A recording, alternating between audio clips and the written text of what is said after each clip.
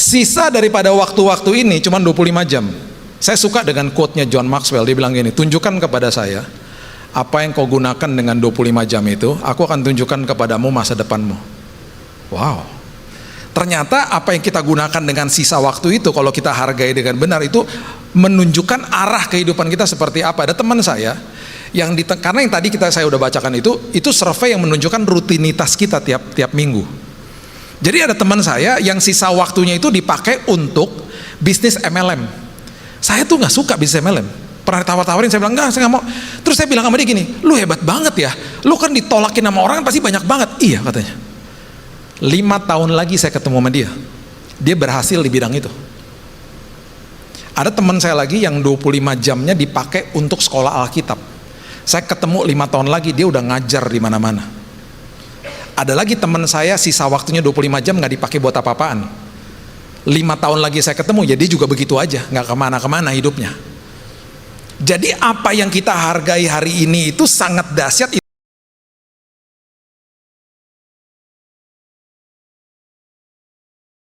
Juru selamat yang agung. Itu sebabnya Tuhan, pada hari ini kami sadar kami sudah diberikan otoritas Tuhan. Dan itu sebabnya seperti Paulus katakan, kami justru bermegah di depan permasalahan kehidupan kami, karena kami tahu Tuhan di pihak kami. Kami mengucap syukur bahwa Tuhan telah menyiapkan yang terbaik bagi kami. Kami mengucap syukur bahwa hari ini Tuhan, kami mau dan sudah menerima yang terbaik dari Tuhan, supaya kami bisa memberikan yang terbaik. Itu sebabnya Tuhan, isi hidup kami dengan kebenaran-Mu, isi hidup kami dengan isi hati-Mu, supaya kami makin mengerti, makin mengenal, dan makin tahu siapa Tuhan dalam hidup kami. Siapa Bapa itu yang sangat baik bagi kami. Terima kasih ya Tuhan. Kami mengucap syukur, kami berterima kasih kalau Roh Kudus terus berbicara kepada kami. Dan kembali pada hari ini, kembali pada saat ini Tuhan, Roh Kudus yang meneduhkan, Roh Kudus yang menasehati kami. Hanya di dalam nama Tuhan Yesus kami sambut firman kebenaran. Kita sama-sama katakan amin, amin, amin, amin, amin, amin. Haleluya. Silakan duduk. Shalom. Oke. Ada 3 hal sebenarnya yang seringkali dibahas di dalam firman Tuhan, dan 3 hal ini adalah 3 hal yang didengungkan berkali-kali dan merupakan sebuah, kalau bahasa saya komoditas gitu ya, komoditas yang sangat berharga yang Tuhan titipkan dalam hidup ini. 3 hal ini adalah waktu, talenta, dan uang. Waktu, talenta, dan uang adalah 3 hal yang sangat besar yang Tuhan titipkan selagi kita ada di muka bumi. Dan Tuhan mau kita menghargai, kita menginvestasikannya, dan kita kemudian mengelolanya dengan sebaik-baiknya. Mazmur 24 ayat yang pertama mengatakan begini. Mazmur pasal yang ke-24 ayatnya yang pertama. Mazmur Daud. Tuhanlah yang empunya bumi serta segala isinya, dan dunia serta yang diam di dalamnya. Dari pengertian ini kita tahu bahwa apapun yang ada di bawah langit adalah the property of the kingdom, punya kerajaan sorga, termasuk kita. Ya, itu sebabnya hidup saya bukan untuk saya lagi, karena kita betul-betul adalah milik kerajaan sorga. Kita bahkan diutus ke muka bumi ini. Ya. Imamat 25 ayat yang ke-23 adalah salah satu ayat yang menyatakan bahwa apapun yang ada di bumi ini, baik itu tempat yang kita tinggali juga, itu adalah punyanya Tuhan. Jadi Imamat 25 ayat 23 mengatakan begini, tanah jangan dijual mutlak, karena akulah pemilik tanah itu. Sedang kamu adalah orang asing dan pendatang bagiku.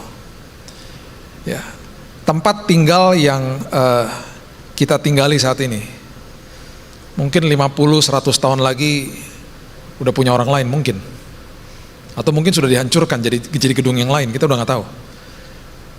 Tempat di mana kita ada saat ini, apa yang kita pakai hari ini, semuanya semu, semuanya akan lenyap begitu aja. Dan itu sebabnya saya sangat mengamenkan ayat ini, 1 Timotius 6 ayat 7, coba lihat. 1 Timotius 6 ayat 7. Sebab kita tidak membawa sesuatu apa ke dalam dunia, dan kita pun tidak dapat membawa apa-apa keluar. Waktu kita masuk ke dalam dunia, kita keluar dari rahim ibu kita nggak pakai baju. Kita dikasihin baju. Nanti pas kita pulang, di hari kita pulang meninggalkan dunia ini, kita dimandikan dan kemudian dikasih baju lagi. Kita nggak bisa pilih makan baju kita. Emangnya bisa milih? Habis dimandiin terus udah disiapin baju, terus tiba-tiba melek, jangan yang itu aja. Mana bisa? Saya yang pilihin jas papa saya. Tadi saya ngobrol-ngobrol sama Koy Radi. Papa saya dipanggil Tuhan ketika lagi nonton TV. Mamanya dia dipanggil Tuhan bulan Mei kemarin, katanya lagi order bakmi GM katanya. Lagi tidur dipanggil Tuhan. Dengan sekejap hilang. Ya. Kematian itu bukan artinya orangnya hilang ya. Kematian itu maksudnya hilang dari mata kita ya. Orangnya nggak ada, tiba-tiba kan dipanggil. Kematian itu adalah dipisahkan sebenarnya. Dipisahkan, roh dipisahkan dari tubuh. Waktu awal itu manusia dipisahkan dari Tuhan. Sebenarnya kematian itu hanya, kalau sekarang di dalam pengertian kekristenan, kita justru bahkan kata kematian kurang tepat. Kita meninggalkan bumi ini. Karena di detik kita menutupkan mata, di detik itu pun juga kita bangkit di pangkuan Bapa. Kita ada di hadirat Tuhan paling tidak. Di mana kita menunggu satu orang pun nggak ada yang tahu. Tapi saat itu kita sudah tahu bahwa roh kita itu akan hidup sampai selama-lamanya. Ya, jadi kematian itu bukan berarti orang itu puff hilang dan nggak pernah ada lagi. Tetap ada, pindah tempat dan lain sebagainya. Ya. Nah, dengan pengertian ini kita bisa melihat bahwa hidup ini betul-betul semuanya serba sementara, sangat sementara. Dan bahkan di hari kita meninggalkan bumi ini pun, jangan banggalah kita punya mobil, motor, apapun yang kita punya. Di hari terakhir mobil jenazah yang ada. Di hari terakhir nama kita juga lenyap. Ketika among the friends gitu ya, orang akan sebut, biasanya nggak sebut nama lagi. Jenazahnya di mana ya? Gitu ngomongnya. Nama kita udah nggak disebut. Semuanya lenyap dalam sekejap dari bumi ini. Itu sebabnya Mazmur 90 ayat yang ke-10 mengatakan begini. Mazmur 90 ayat yang 10. Masa hidup kami 70 tahun. Dan jika kami kuat 80 tahun. Dan kebanggaannya adalah kesukaran dan penderitaannya, sebab berlalunya buru-buru dan kami melayang lenyap. Jangan stres gitu ngeliatin saya itu ayat Alkitab. Ya, umur gue tinggal sekian berarti langsung berhitung. Ini masih mending banyak yang muda-muda, kalau lagi ibadah raya makin udah lebih tua kan, makin stres lagi mukanya. Ya ampun, lihat-lihatan. 70-80 tahun, lebih dari itu bonus sudah. Melayang lenyap makanya dikatakan. Ayat 12 coba lihat. Ajarlah kami menghitung hari-hari kami sedemikian hingga kami beroleh hati yang bijaksana. Ada prinsip yang diajarkan sama saya suka nama Sulaiman ya, Nabi Salomo. Orang banyaknya bilang Nabi Sulaiman, Nabi Salomo, Salomo lah ya. Salomo ini mengeluarkan sebuah statement yang sangat luar biasa. Ada 3 hal yang dia katakan di dalam hikmatnya dia. Ya, nanti kita baca di akhir. Yang pertama adalah apapun yang kita sedang hidupi saat ini, dengan apapun yang Tuhan titipkan dalam hidup kita, hal yang pertama, hargai. Jangan mikirin kemarin, jangan mikirin besok, hargai apa yang ada hari ini. Semua orang sibuk mengejar hal-hal yang tidak terlihat, yang belum dia bisa lihat. Dan dia kejar hal-hal itu untuk akhirnya diperlihatkan kepada orang lain. Dan hidupnya semu, begitu aja muter-muter. Itu sebabnya ketika saya ketemu teman-teman gitu ya, yang belum deep rooted di dalam Tuhan gitu misalnya ya, akhirnya kehidupan hedonisme masuk dalam hidupnya, hidupnya banding-bandingin diri sama orang lain, akhirnya sikut-sikutan sana sini, yang dikejar tuh uang, harta, jabatan, status, ketenaran, itu aja udah. Dan alhasil hidupnya stres melulu. Dan itu makanya nggak heran ketika di mana-mana mulailah disodorkan semuanya serba hedon-hedon, dan manusia mungkin matanya terbelalak dan akhirnya kemakan sama advertising inilah, kemakan sama iklan itulah dan lain sebagainya, dan hidupnya penuh dengan hal-hal seperti itu. Akhirnya nggak menghargai hidup. Padahal hidup kita ini penuh dengan keterbatasan, dan akhirnya kita lupa untuk menghidupi hari ini. Siapa yang suka main basket? Gak ada. 1, 2. Basket, tolong basket, bukan basket begini, basket bola basket. Tahu tahu kan, cuman dikit ya. Saya ini kata anak-anak saya ya, katanya saya punya agama kedua. Agama saya kedua tuh katanya NBA. NBA tuh main basket gitu ya, liga basket. Dari tahun 86 saya ngikutin sampai sekarang. Ikutinnya tuh benar-benar intens gitu ya. Jadi saya ngikutinnya detail. Kalau kita ngomong NBA saya ngerti banget lah. Saya pernah nonton Michael Jordan, pernah ketemu sama dia, pernah ketemu sama Kobe. Saya ikutin. Kemarin terakhir tahun lalu saya ajak anak saya nonton Stephen Curry. Kita kesana, kita datengin. Itu saking sukanya. Jadi ini bukan sekedar hobi, suka banget ya saya. Dulu waktu masih kuliah, saya pernah main basket 6 jam. 6 jam. Punya baju ganti 5. Cuman duduk bentar, ganti baju, break sebentar, paling cuma 5-10 menit main lagi. 6 jam. Saya nggak pernah lupa tuh, dan itu saya lakukan tiap minggu. Hari ini saya main sama anak saya namanya Keaton, 16 tahun, dia pemain basket juga, udah tingginya udah segini, lebih tinggi dari saya. Saya main basket sama dia, saya dijaga sama dia, saya mental sama anak 16 tahun. Kenapa? Karena saya punya keterbatasan. Disuruh main lagi 6 jam, nggak bisa lah. Bisa nge-khotbah di sini ntar. Ngos-ngosan lah, 1 jam udah ngos-ngosan main sama teman-temannya dia. Terus saya bilang gini sama dia, dulu Dedi bisa 6 jam lah. Terus dia bilang gini, ya kan dulu katanya. Manusia punya keterbatasan. Dulu ada Michael Jordan yang luar biasa, sekarang umurnya udah mau 60 tahun, udah nggak bisa loncat kayak dulu. Makanya di dalam semua ini ada sebuah survei bagi kota besar, termasuk kota Jakarta. 1 minggu itu kan terdiri dari 168 jam, betul ya? Betul ya? Atau enggak Pak, kalau saya 170 jam, enggak, sama aja dong. 168 jam ya. Di dalam 168 jam itu menurut survei kota-kota besar, kita pakai 40 sampai 48 jam itu untuk kerja atau sekolah. 50 jam kita pakai untuk tidur. Kebanyakan berarti malas, berarti kurang tidur. Kemudian ada 15 jam kita pakai untuk di jalan. 15 jam tuh di jalan. 15 jam lagi dipakai menurut survei ini untuk makan. Bukan berarti 15 jam makan terus, nggak, makan, duduk, siap-siap, ngopi, itu 15 jam 1 minggu. 15 jamnya lagi dipakai untuk siap-siap, ya berarti mandi, siap-siap dan lain sebagainya ya. Kalau saya lebih cepat lah karena nggak ada rambutnya kan ya. Saya tapi nggak punya rambut gini ya, agak-agak, tapi saya udah nggak lagi sih. Dulu saya agak-agak apa ya, agak berani dan ya agak, sampai istri saya bilang, kamu tuh ngapain sih, iseng banget. Kalau hari Minggu kayak begini kan capek nih ya, ini kan abis ini saya ada pelayanan lagi, biasa 5-6 khotbah gitu ya. Hari Senin kan hari istirahat hamba Tuhan biasanya. Jadi tuh kalau hari Senin itu saya pernah ya, saya udah nggak lagi sih, saya pengen dipijit.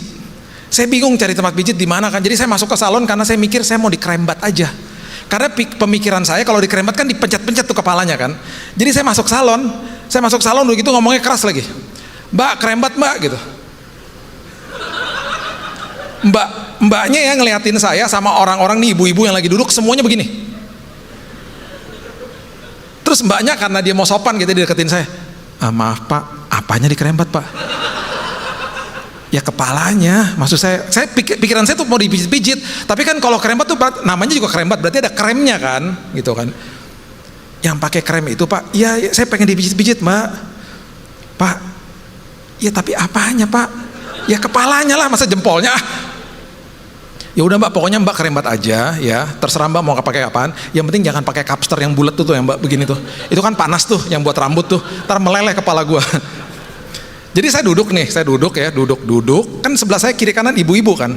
Tiba-tiba dia keluarin HP loh, kan kaca semua kan, ibu-ibunya gini. Ya gue diviralin.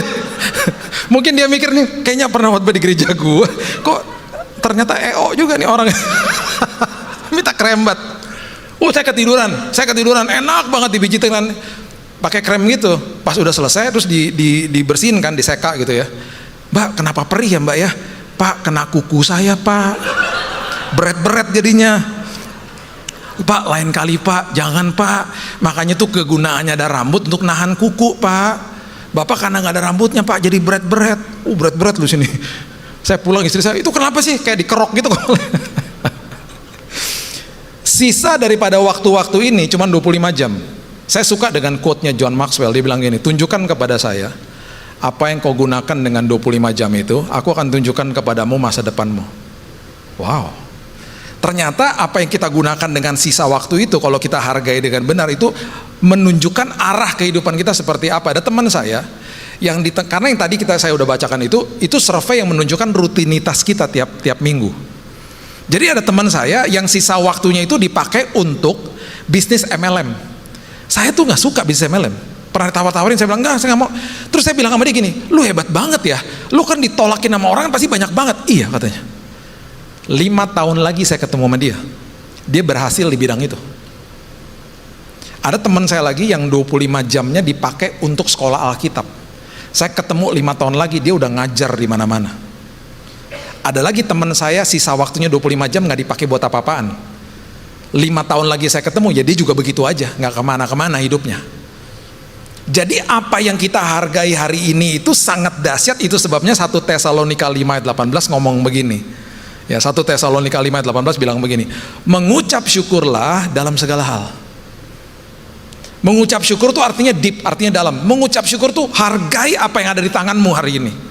Sebab itulah yang dikehendaki Allah di dalam Yesus Kristus bagi kamu. Persiapkan hidupmu, hargai hidupmu.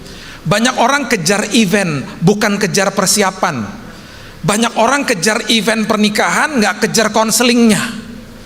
Padahal kenyataan hidup, kenyataan pernikahan dimulai ketika tamu semua udah pulang. Nah, itu mulai itu dari situ tuh. Itu sebabnya dulu ya, saya sekarang udah nggak punya waktu, tapi dulu waktu masih ada waktu, kira-kira tahun-tahun 2013, 2014, saya udah kebanyakan dapat orang datang orang yang saya udah tolak-tolak lah. Saya paling nggak bisa udah datang tiba-tiba gini, minta konseling pranikah Pak, nikahnya kapan? Bulan depan. Goodbye, saya bilang gitu. Pak, saya mau nikah Pak, kapan mau nikahnya? Ini paling parah nih. Pak, saya mau nikah Pak, saya minta konseling, kapan nikahnya? Minggu depan. Selamat aja loh gitu. Gila, minggu depan minta konseling sekarang. Akhirnya ini karena banyak kayak begitu-begitu, saya udah males kan. Tiba-tiba habis ibadah kayak begini ada satu pasangan datang ke saya, Kak, saya mau konseling Kak. Saya udah antipati, akhirnya saya minta maaf akhirnya. Saya udah antipati banget, aduh males banget deh. Jawabnya juga udah males-males gitu. Berapa lama lagi? 1,5 tahun lagi Kak. 1,5 tahun lagi. Saya nggak pernah dengar nih kayak begini. Kok bisa punya prinsip kayak begitu? Kan dengar khotbahnya kakak kemarin katanya. 1,5 tahun lagi. Saya bilang saya nggak mau tanya istri saya, udah pasti dia mau. Dan langsung kayak Tuhan taruh di hati saya, oke ini mau, ini boleh nih. Mereka datang ke rumah saya tiap hari Rabu jam 7.30 malam, bisa stay sampai jam 12. 1,5 tahun berkelahi depan saya, berantem depan saya. Mereka bilang lebih baik putus sekarang Kak daripada nanti. Terus mereka bilang begini sama saya, Kak, kita punya satu komitmen yang kita mau kasih tahu sama kakak. Apa? Kita nih udah mengambil keputusan nggak mau pegangan tangan. Nggak mau pegangan tangan? Maksudnya? Iya Kak, karena gini Kak, kan semua orang pasti beda-beda ya Kak. Kalau kita pegangan tangan seperti ada listrik Kak, PLN kali loh. Emang lu petugas PLN? Enggak, gini loh Kak, kalau kita pegangan tangan seperti ada listrik Kak, seperti kejut-kejut gitu. Terus abis pegangan tangan gitu kayak ada adrenalin kemana-mana, pengennya gandeng Kak. Nanti takutnya Kak, abis gandeng pundak, gandeng pinggul, lama-lama Kak ciuman, French kiss, hamil Kak. Cuman gara-gara pegangan tangan bisa hamil. Ya pokoknya rentetannya bisa ke situ Kak. Jadi kami tuh hanya pegangan tangan kalau lagi nyebrang. Wow. Ya itu komitmen mereka, saya hargai. Tahu nggak ya? Saya ya di usia sekarang yang udah tua ini ya, saya menghadiri pernikahan tuh banyak banget. Saya nggak pernah datang ke pernikahan saya nangis, kecuali pernikahan mereka. Karena pertama kali mereka ciuman itu depan altar. Hari ini mereka dikaruniai 2 orang anak. Dan mereka hidupnya sangat happy. Kenapa? Yang dikejar persiapannya, bukan eventnya. Mereka menghargai hidup. Kalau kita nggak hargai hidup kita pasti akan melecehkan hidup kita sendiri. Dan kita akan biarkan orang lain ngelecehin hidup kita, karena kita nggak ngerti fungsi saya itu sebagai apa. Kita nggak ngerti bahwa saya diciptakan segambar dan serupa, sama seperti anaknya adik saya. Ya, nanti kalau JC kesini tanya deh sama dia. Anaknya dia satu hari dikasih hamster. Hamster kan lumayan mahal ya. Tiba-tiba bapaknya pulang satu hari, dia lihat kenapa tuh hamsternya? Shh, jangan berisik. lagi bobo. Terus dia lihat sama dia, itu nggak bobo, tuh mati tuh. Shh, lagi bobo. Kamu apain? Tadi barusan aku mandiin. Abis aku mandiin, dia ketiduran. Kamu nggak boleh mandiin. Siapa bilang? Kita kan perlu mandi. Dia juga perlu mandi. Kamu apain? Aku celupin di bak. Aku sikat. Sekarang dia ngantuk. Itu bukan tidur, itu mati. Mati beneran hamsternya. Nangis akhirnya, minta lagi, enggak. Karena waktu dikasih nggak ngerti fungsinya seperti apa. Kalau kita nggak ngerti ya, kenapa kita ada di sini, kita akan melecehkan diri kita sendiri. Kita akan membuang-buang waktu, tau gak? Hargai hidup ini. Yang kedua, Lukas 14 ayat 12 sampai 14. Apa yang Tuhan titipkan, yuk ditabur sama kita. Investasi dalam kerajaan sorga. Sistem ekonomi kerajaan sorga berbeda dengan apa yang dunia ajarkan. Totally different. Ya. Lukas 14 ayat 12 sampai 14. Yesus berkata juga kepada orang yang mengundang dia, apabila engkau mengadakan perjamuan siang atau perjamuan malam, janganlah engkau mengundang sahabat-sahabatmu atau saudara-saudaramu atau kaum keluargamu atau tetangga-tetanggamu yang kaya, karena mereka akan membalasnya dengan mengundang kau pula, dan dengan demikian engkau akan mendapat balasnya. Ini seperti orang dunia, dekat-dekat sama orang seperti itu supaya saya dapat supaya saya dapat imbasnya. Seperti itulah biasanya.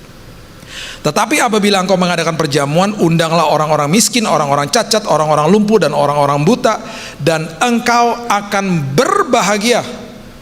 Berbahagianya kenapa? Karena mereka tidak mempunyai apa-apa untuk membalasnya kepadamu. Jadi ketika orang gak bisa balas sama kita, kita dibuat bahagia. Bertolak belakang sama nilai dunia. Sebab engkau akan mendapat balasnya pada hari kebangkitan orang benar. Jadi semua yang kita tabur, baik itu waktu, baik itu talenta, baik itu uang, apapun yang Tuhan titipkan dalam hidup ini, tabur tanpa hitung-hitungan sama Tuhan. Jadi ketika kita masuk ke dalam toilet misalnya, kita bilang terima kasih sama mas yang udah bersihin toiletnya. Seringkali dia dianggap sebagai kaum marginal karena dia gak bisa kasih apa-apa sama kita. Apa gunanya nyapa-nyapa dia? Padahal justru itu akan membawa dampak bagi kehidupan banyak orang, dan itu salah satu dari format ibadah. Makasih ya mas ketika ada satpam yang bukain pintu, dan seterusnya ya. Satu mbak yang kerja di rumah saya udah kerja hampir 24 tahun. Yang satunya ini ya berkala lah, ada yang pernah 7 tahun, ada yang pernah 10 tahun, yang terakhirnya udah cukup lama juga. Sebelumnya dia, setiap kali ada mbak yang masuk rumah saya selalu tanya interview di awal.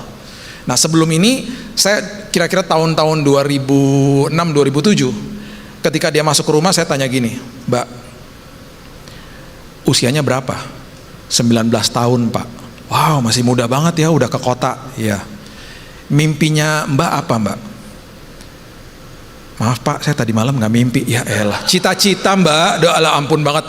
Oh cita-cita, iya ya pak, cita-cita saya pengen banget pak, nanti kerja, saya pengen banget lulus SMA, tapi saya nggak punya uang pak, makanya saya ke kota.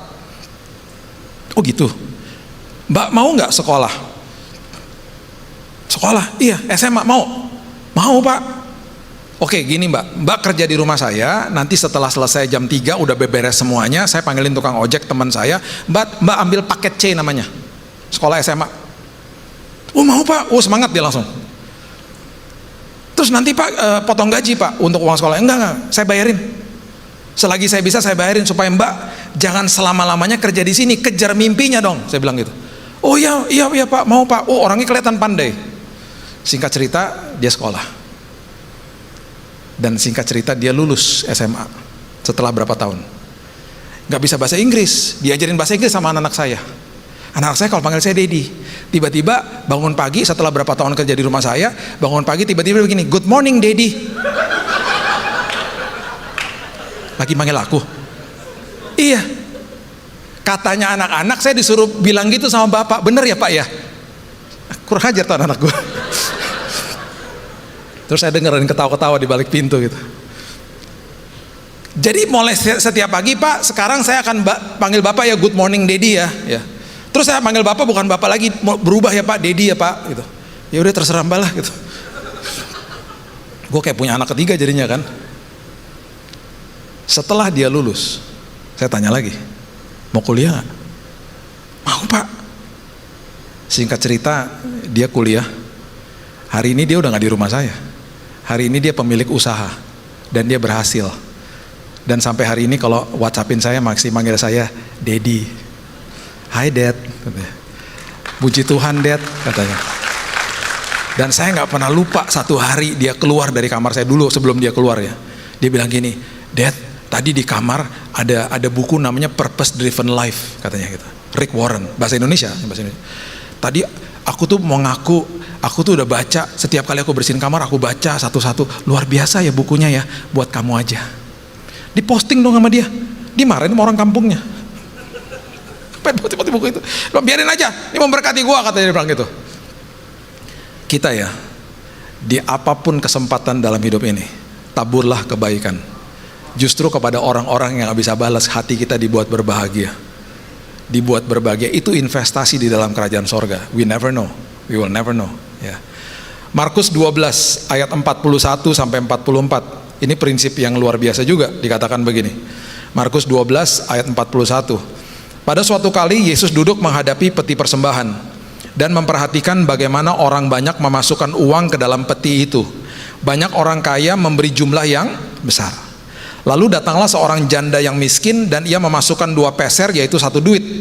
Maka dipanggilnya murid-muridnya dan berkata kepada mereka, aku berkata kepadamu, sesungguhnya janda miskin ini memberi lebih banyak daripada semua orang yang memasukkan uang ke dalam peti persembahan. Sebab kenapa dikatakan memberi lebih banyak? Sebab mereka semua memberi dari kelimpahannya, tetapi janda ini memberi dari kekurangannya semua yang ada padanya, yaitu seluruh nafkahnya. Pemberian terbesar di mata dunia 10.000 sama 100.000 besaran 100.000. Pemberian terbesar di mata Tuhan yang dilihat bukan jumlahnya, yang dilihat sisanya. Sisanya makin dikit, sisanya makin gak ada, itu terbesar. Bukan sekedar uang ya, saya nggak ngomongin uang loh, saya ngomongin hal yang lain. Misalnya gini, kita pulang dari tempat pekerjaan, udah malam, tenaga udah hampir nggak ada, dan kita masih duduk dan masih mesbah keluarga misalnya. Tenaga udah hampir nggak ada, masih berdoa, itu pemberian terbesar. Waktu udah mepet, masih kasih buat orang, kasih kebaikan, itu pemberian terbesar. Itu luar biasa. Makanya yang Yesus ajarkan prinsip-prinsip ini bertolak belakang sama prinsip dunia. Di tahun 98 waktu itu ada Krismon ya, dan saya nggak pernah lupa di saat-saat nggak jauh lah dari tahun 98 itu, di satu bulan tiba-tiba ada suara Tuhan di dalam hati saya. Saya baru bertobat tahun 98. Terus kemudian setelah beberapa bulan setelah itu ya, ada suara di dalam hati saya tiba-tiba bilang begini. Saya nggak pernah ngalamin kayak begini, Bill, nanti kalau kamu, saya baru masuk ke dalam sebuah pekerjaan waktu itu. Saya baru pulang dari Amerika, baru selesai, baru mulai pekerjaan lah, baru berapa bulan. Bill, nanti hasil akhir ketika kamu dapat gaji di bulan ini, kasih sama aku semuanya. Karena semua milikmu punya saya. Karena dapat suara kayak begitu, saya doa ulang. Tuhan, yang bener aja Tuhan, beneran nih Tuhan gitu. Dan konfirmasi demi konfirmasi, akhirnya ya udahlah saya nyerah. Saat itu belum ada QR code, belum ada transferan, bawa ke gereja. Jadi hari itu saya nggak pernah lupa muka ibu-ibu yang pegang kantong persembahan, karena saya paling kesel sama dia. Karena di hari itu saya mau kasih semuanya dan seolah-olah seperti ngasihnya ke dia, bukan ngasih ke gereja, bukan ngasih ke Tuhan. Waktu dia lewat tuh saya pelototin aja, kesel gitu dalam hati. Karena kan nggak punya pengalaman kayak begitu, baru bertobat juga. Pas terjadi di depan saya, di momen ketika saya taruh semua gaji saya di kantong kolektor, saya sempat tuh beberapa detik tarik-tarikan kantong kolektor sama dia. Tidak rela. Terus di jalan, saya nggak pernah lupa juga, saya liatin, saya pelototin aja. Mau diapain tuh duit? Mau diapain tuh duit? Pulang tiba-tiba ada rasa nggak enak. Siapa suruh kasih lo, salah denger lo. Saya bilang enggak, Tuhan, saya percaya Tuhan akan memberikan aku damai sejahtera. Sorry ya Tuhan, aku gak pernah punya pengalaman kayak begini. besok hari. Ingat ya, lagi krismon loh. Tiba-tiba ada orang telepon saya, bukan orang percaya. Bisnisnya dari yang besar pindah ke ruko karena kena imbas krisis moneter. Telepon saya ngomong gini, Bill, ya om, saya panggil dia om. Kamu tuh ya Bill, beberapa hari ini lewat-lewat tuh di mimpi saya. Ngeri banget sih om. Kamu lewat-lewat tuh di mimpi, datang terus. Udah gitu saya lagi meeting, kamu lewat-lewat juga. Ngeri banget sih om. Kenapa emang om, emang ada apa? Iya, saya tuh, kamu datengin saya, terus saya dapat gerakan untuk beliin kamu mobil. Om, itu penglihatan salah om. Udah nggak usah, nanti saya doain om nggak akan didatang-datangin sama saya lagi om. Udah om, udah lupakan om, lupakan. Enggak. Saya nelfon kamu karena saya udah pesan mobilnya.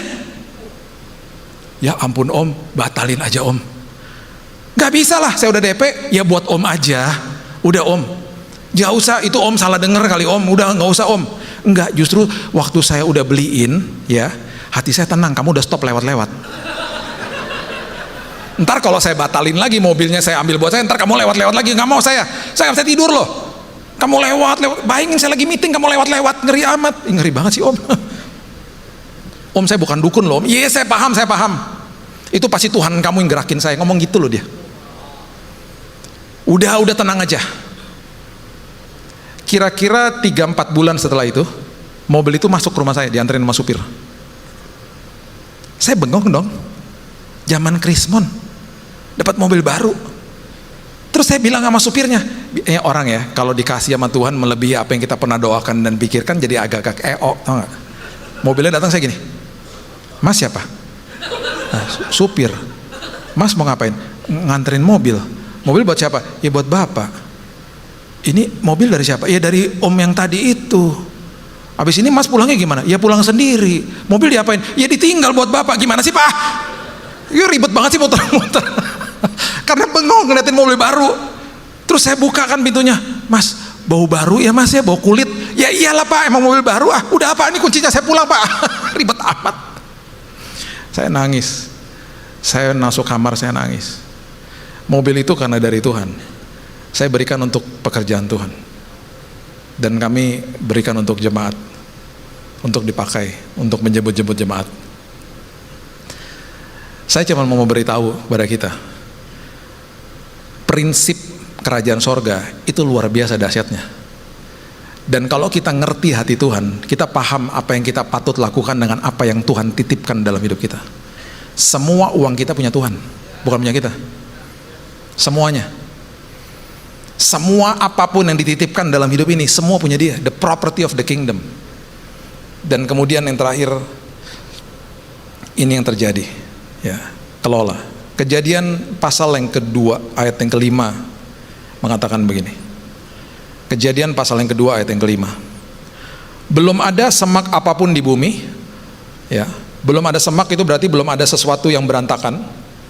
Belum timbul tumbuh-tumbuhan apapun di padang. Tumbuh-tumbuhan itu berarti sesuatu yang sudah rapi dan perlu di-maintain. Sebab Tuhan belum menurunkan hujan ke bumi. Kenapa belum ada hujan? Karena belum ada orang untuk mengusahakan taman itu. Belum ada pengelolanya. Ayat ini adalah ayat yang memberitahu dan memvalidasi kita bahwa awal ketika manusia diciptakan, manusia dikasih marketplace, bukan dikasih gereja. Tempat mengusahakan, tempat di mana dia bekerja.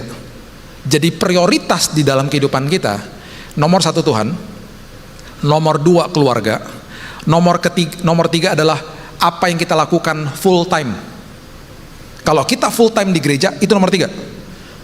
Kalau kita full time-nya kerja di luar, ya itu full time kita, itu nomor 3. Nomor 4, kalau kita pelayanan seminggu sekali, itu nomor 4. Itu harus ngerti prioritasnya. Kalau enggak, berantakan semuanya nantinya. Ya, kalau full time di gereja nomor 3. Apapun yang kita full time. Makanya saya rindu kalau orang akhirnya ditanya begini, pelayananmu apa? Oh saya teller bank pak. Pelayananmu apa? Oh saya pilot. Pelayananmu apa? Kok saya lawyer. Karena prioritasnya paham. Ketika kita ngerti ini dengan benar, akhirnya kita sanggup mengelola kehidupan ini dengan benar. Yang diberikan awal sama Tuhan itu adalah tempat di mana kita mengusahakan ladang, di mana kita akhirnya bekerja buat Tuhan. Karena kita deployed bukan employed, kita ditugaskan sama kerajaan sorga. Dan gak usah mikirin apapun yang akan menjadi, oh nanti kebutuhan saya begini-begini gimana ya Tuhan. Karena sendiri Yesus mengatakan jangan khawatir dan berkata, apakah yang akan kamu makan, minum, dan pakai. Semuanya sudah disiapkan sama Tuhan. Di salah satu terjemahan dalam Alkitab bahasa Inggris yang sangat luar biasa adalah you are the ambassador of Christ. Kamu adalah duta besar kerajaan sorga. Duta besar Amerika yang dikirim ke Indonesia, yang bayarin gajinya siapa? Negara Amerika. Ketika istri dan anaknya dikirim ke sini, dibawa ke sini, dan sekolah di Indonesia dibayarin sama negara Amerika. Semua kebutuhan kita ditanggung sama kerajaan sorga. Pekerjaan kita, usaha kita, dan orang lain bisa dipakai sama Tuhan sebagai pipa untuk memberikan berkat finansial. Jangan dikejar pipanya, kejar Yesusnya. Yang dikejar sumbernya. Pipa-pipa itu bisa tertutup kapan aja. Tuhan sanggup membukakan pipa-pipa yang baru yang airnya membual-bual. Yang dikejar Yesusnya. Dengan pengertian itu, kalau besok kita masuk ke tempat pekerjaan kita akan makin mengerti bahwa saya nggak akan kejar gaji, saya nggak akan kejar income. Yang saya kejar, kenapa Tuhan tempatkan saya di situ. Dengan pengertian itu, saya akan katakan ketika saya lihat hari Senin, I love Monday. Kalau orang ngejar gaji, dia akan melihat hari Senin, I hate Monday, I don't like Monday. Tempat itu adalah tempat ladang misi, salah satunya. Tempat itu adalah ladang di mana saya bisa berkhotbah tanpa kata-kata. Itu tempat adalah tempat ibadah karena saya gerejanya. Dan tempat itu ditunjuk sama Tuhan menjadi tempat di mana saya mengelola, karena ada 40 sampai 48 jam saya ada di tempat itu. Mengerti pengelolaan dengan luar biasa. Beberapa udah lama sih ya, puluh tahun yang lalu ya. Saya tutup dengan kisah ini. Saya diundang oleh sebuah grup besar lah, konglomerat, saya nggak bisa sebut namanya, untuk mementor anak-anak mereka. Dan mereka waktu itu umurnya kira-kira kisaran 15, 16, 17 tahun. Wah, rebellious lah, susah diatur. Memerlukan waktu berkali-kali untuk mentor mereka. Satu hari setelah udah makin dekat sama mereka ya, saya diundang di salah satu ulang tahun salah satu mereka, umurnya 17, sweet 17, anak laki. Saya nggak pernah lupa, beberapa puluh tahun yang lalu itu dia dikasih home theater. Home theater tuh harga ratusan juta, dan itu mahal banget saat itulah. Ya tetap mahal lah sekarang juga. Teman-temannya main game di situ dan lain sebagainya, dia murung aja di belakang. Terus terakhir saya tanya gini, kenapa sih kamu dari tadi kelihatannya kok nggak senang? Kamu dikasih hadiah luar biasa nih sama bapakmu. Dia bilang gini sama saya, Kak, aku nggak butuh kayak begini-begini. Aku ngiri sama teman-teman aku. Kenapa? Aku tuh dari dulu nungguin Papa gak pernah peluk aku, Papa gak pernah lihat muka aku kalau ngobrol, Papa gak pernah bilang I love you. Tapi saya dikasih semuanya. Saya punya mobil mewah di garasi, punya supir saya dikasih home theater. Hari ini Papa gak ada kan, lagi main golf sama teman-temannya. Papa gak pernah tahu isi raport saya, Mama yang ngambil. Papa kalau ngomong sama saya seperlunya. Dia pikir dia udah kasih semuanya sama saya, padahal bukan itu yang saya butuhin. Anak 17 tahun ngomong gitu sama saya. Saya pulang dari rumah itu, ngelihat rumah yang begitu besar, rumah yang begitu mewah. Hati saya ngiris, karena ada orang yang tidak mengerti prioritas. Setiap kali kita diberikan sesuatu sama Tuhan, makanya di Matius 25, talenta tuh diberikan 5, 2, dan 1 toh. Yang 5 dan 2 ketika jadi 10 dan jadi 4, tuannya ketika balik bilang apa? Engkau adalah hamba yang baik dan setia. Yang 1 ketika tidak diapa-apakan, itu kata-katanya keras banget. Engkau adalah hamba yang malas dan jahat. Pengelolaan kehidupan, pengelolaan waktu dan lain sebagainya, itu dinilai sama Tuhan, dilihat sama Tuhan. Hargai, investasikan hidupmu, dan kelolalah hidupmu dengan sebaik-baiknya. Dan kemudian ini yang Salomo katakan, ayat terakhir di Pengkhotbah pasalnya yang ke-5, ayat yang ke-18 dan 19 mengatakan begini. Ini luar biasa kalimat ini, yang diberikan sama seorang yang memiliki hikmat yang dahsyat. Lihatlah, yang kuanggap baik dan tepat ialah kalau orang makan minum dan bersenang-senang. Senang-senang itu artinya ra'ah atau enjoy kehidupannya. Enjoy itu berarti, kata ini adalah kata yang artinya adalah menghargai kehidupan, menikmati, menghargai kehidupan. Dalam segala usaha yang dilakukan dengan jeripayah, jeripayah itu artinya amal, bahasa aslinya. Amal artinya memberi. investasi hidupmu. Di bawah matahari yang selama hidup yang pendek, yang dikaruniakan ya Allah kepadanya, sebab itulah bahagianya. Kata dikaruniakan adalah kata yang artinya Nathan. Nathan adalah kata yang artinya pengelolaan, kelola. Hargai, investasi, dan kelola. Dan lihatlah apa yang terjadi. Ayat 19 dikatakan begini: setiap orang yang dikaruniai Allah kekayaan dan harta benda, perhatikan kalimat ini, kuasa untuk menikmati. Kenikmatan itu adalah kuasa yang diberikan sama Tuhan. Kalau Tuhan gak berikan kuasa, kita bisa punya apa aja secara materi, tapi kita gak pernah menikmati akhirnya. Karena kenikmatan itu kuasa yang diberikan sama Tuhan. Kemudian dikatakan begini, ya, untuk menerima bahagianya dan untuk bersuka cita dalam jerih payahnya, itu pun karunia Allah. Sukacita adalah karunia, kenikmatan adalah kuasa yang Tuhan berikan. Kalau apa?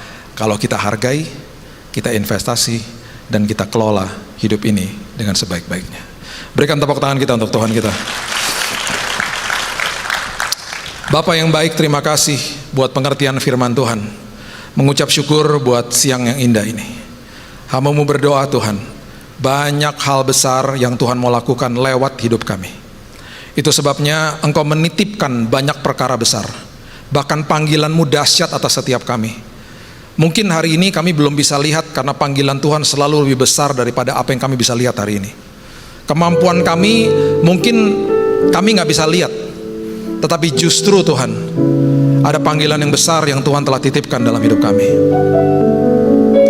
Hamba-Mu percaya Tuhan, Engkau sendiri yang memeteraikan firman ini. Selama kami hidup, kami mau menghargai hidup kami, mengucap syukur dengan apa yang ada di tangan kami, belajar menginvestasi, belajar berbuat kebaikan justru kepada orang yang gak bisa balas kepada kami. Berikan kami hikmat, berikan kami hikmat untuk mengelola hidup ini, mengerti prioritas dalam hidup ini. Dan terlebih lagi Tuhan, pada hari ini kami mau Tuhan, kami disebut hamba yang baik dan setia.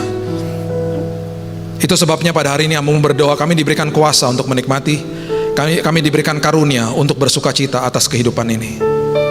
Terima kasih Bapa yang baik, meteraikan firman ini, kami akan mengalami Tuhan, hidup kami penuh dengan kesaksian.